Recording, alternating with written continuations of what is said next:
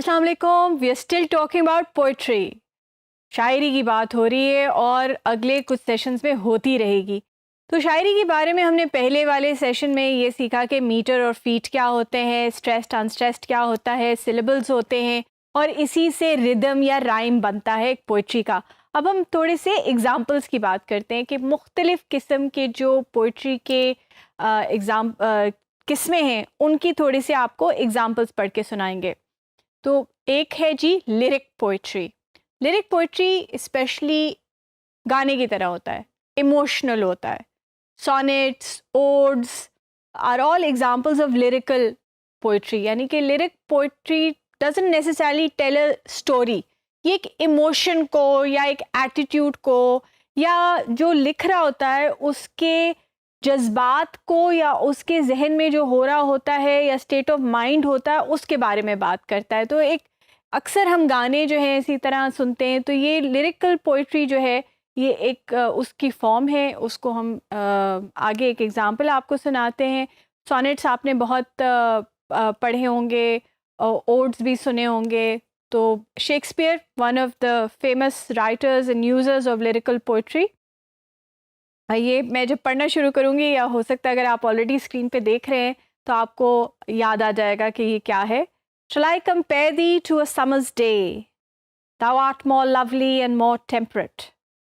Rough winds do shake the darling buds of May, and summer's leaf hath all too short a date.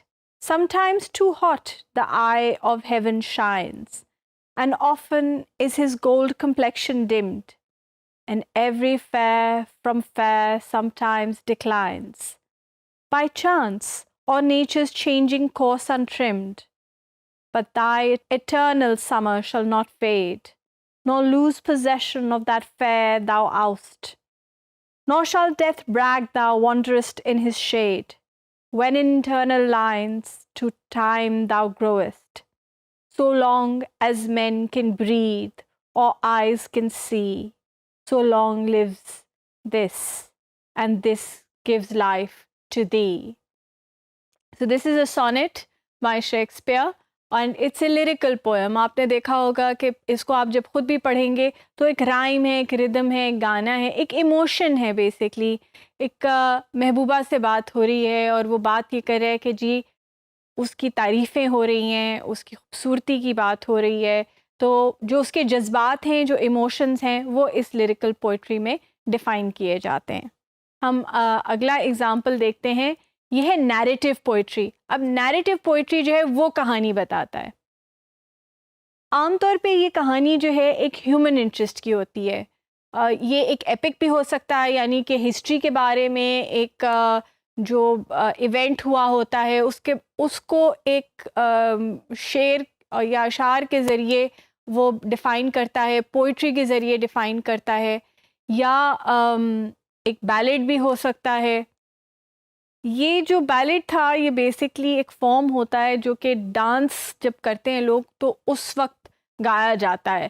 तो वो कहानी भी बता रहा होता है, लोग उसके साथ डांस भी कर रहे होते हैं। बैलेड्स, ओपेरा में भी नैरेटिव पोइट्री जो है वो बहुत इस्तेमाल होती है। तो जो अगर ये इसका आप पढ़ना शुरू करेंगे तो आप जब अगर एपिक पढ़ रहे हैं या बैलेड पढ़ रहे हैं तो या कोई इस तरह की स्टोरी जिस पोइट्री में हो वो पढ़ रहे हो तो आपको पता होगा कि ये एक नैरेटिव पोइट्री है। इसका एक एग्जांपल हम देखते हैं, Edgar Allan Poe's poem the Raven.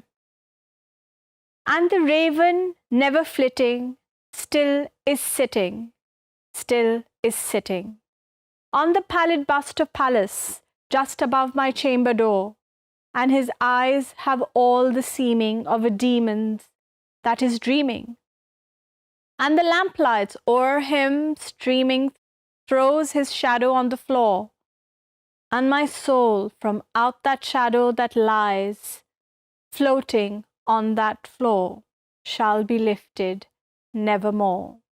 तो ये एक कहानी है जो कि एडगर एलन पो जो है रेवन की वो सुना रहा है और उसको पोएटिक तरीके से डिस्क्राइब करता है। तो ये एक नैरेटिव पोएम का एक एग्जाम्पल है। अब हम बात करते हैं ड्रामेटिक पोएट्री, यानी कि हमने पहले खाली ड्रामा की बात की थी, अब ड्रामा इन पोइट्री यानी कि शायरी में ड्रामा जो है, जब वो एक पोएटिक मीटर या एक रिदम के साथ लिखा जाए, शेर की तरह लिखा जाए, तो उसको हम ड्रामेटिक पोइट्री कहते हैं।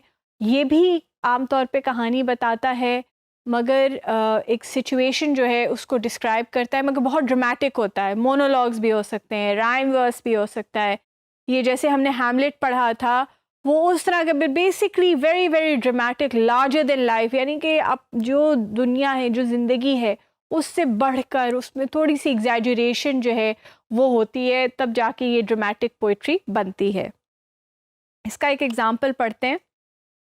From jigging veins of rimming mother wits and such conceits that clownage keeps in pay, we lead you to the stately tent of war, where you shall hear the Scythian tambourine, threatening the world with high astounding terms and scourging kingdoms with his conquering sword. यानी कि बिल्कुल वो बता रहा है कि जी वो हम आपको लेकर जाएंगे उधर, और एक सिनारियो जो है वो बिल्ड किया जा रहा है, एक सिचुएशन जो है वो क्रिएट की जा रही है। वो पूरी आप पोएम अगर पढ़ेंगे तो उसमें आपको पता चलेगा कि कितने ड्रामेटिक तरीके से ना सिर्फ अल्फाज इस्तेमाल हो रहे हैं, बल्कि जो रिदम है वो भी बड़ा ड्रामेटिक है। बेसिक बात हमें ये याद रखनी है कि पोएम जो है वो एक क्रिएटिव राइटिंग का तरीका है, जिसमें हम राइम और रिदम का ख्याल रखते हैं। एक क्रिएटिव एक्सप्रेशन है जहाँ हम अल्फाज को एक रिदम के ज़रिए लोगों के साथ शेयर करते हैं, रादर देन कि हम सीधा सीधा शेयर करें।